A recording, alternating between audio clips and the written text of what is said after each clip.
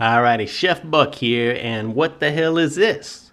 We're gonna call it an easy egg bake. You know, it's like a quiche without a crust. It's like an omelet in the oven. It's like a big eggy, vegetable-y thing that has lots of leftovers and tastes fantastic and is super duper awesome cold. The first thing we're gonna do is figure out what we're gonna put in it. You know, you're gonna saute your vegetables. So get you some oil in a skillet. When the oil is heated up, add whatever the hell you like.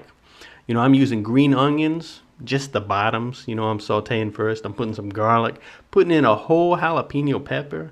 You know, I'm cleaning out my fridge. I got some bell peppers. I'm going to add a little bit of artichoke hearts. I'm going to add some mushrooms. I'm going to add some tomatoes. But first, I'm going to give these ingredients here a few minutes head start, you know, to get them nice and sauteed. But clean out your fridge. Just think of this as an omelet and put whatever the hell you want in your omelet. I'm going vegetable crazy. Throw you some ham or sausage in here if you want that's already cooked, but literally clean out your fridge. I'm putting a lot of wet ingredients in here, and that's some of the green onion tops I'm adding in there, but I'm also going to reserve some for a little bit of a garnish.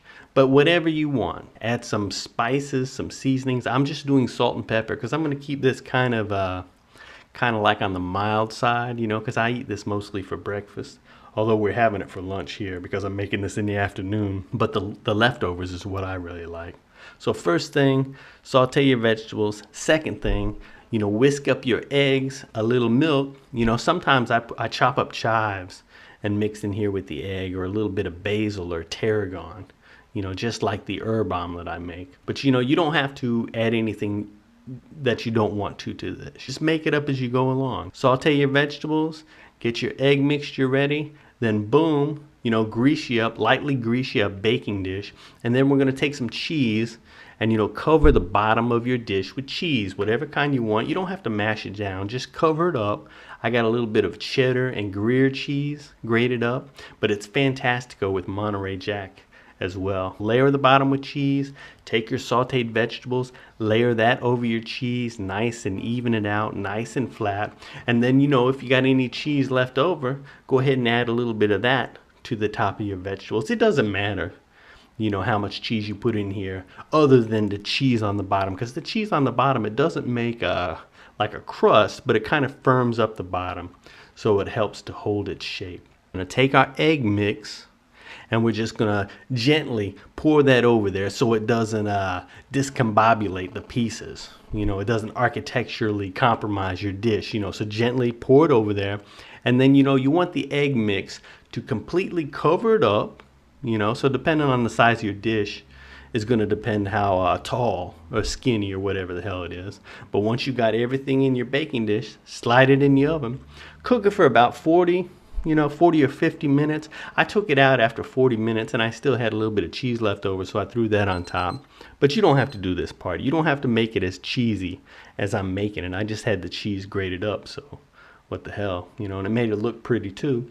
But you know, after about 45 or 50 minutes, it's gonna be done. You know, this is a very wet dish because I put in the mushrooms and the tomatoes and the artichoke hearts, but you know, you can use drier ingredients than that. I let it sit around for about 10 minutes to kind of firm up. As you can see, I'm holding the dish. You know, the dish is cool now to touch, but the egg is still hot because this is a big, thick egg bake, right? So I'm gonna slice it up. And since it's lunchtime, we're gonna serve it over some salad greens. And this was great on a salad because I didn't even have to dress the greens because this is so moist and juicy and eggy, you know, that it was fantastic just like that. But I actually prefer the leftovers to this. And this is great for breakfast. You know, I ate this all week for breakfast, little itsy bitsy pieces. And you know, you can just snack on it anytime you want, or you can heat it up in the oven. It doesn't really matter. But it's muy simple, muy fantastico. And the leftovers is the real treat for me. So make this, you know, once a week. You know, make this on a Sunday, and then you're gonna have breakfast for the whole week if you like. Alrighty, mine's all ate up. And camera girl's working on her last bites. Their new bald haircut. Kind of a semi-fancy egg bake. Kind of threw everything in there but the kitchen sink. You don't have to put all that stuff in there. Man, I just went crazy and I had a lot of wet things in there tomato, artichokes, mushrooms, made it very moist. So it was super duper perfecto to put on salad greens, you know, but you could put in a lot less if you wanted to. You could make it bigger, you could make it smaller. You know, you can have leftovers like this here. They're gonna be fantastico cold.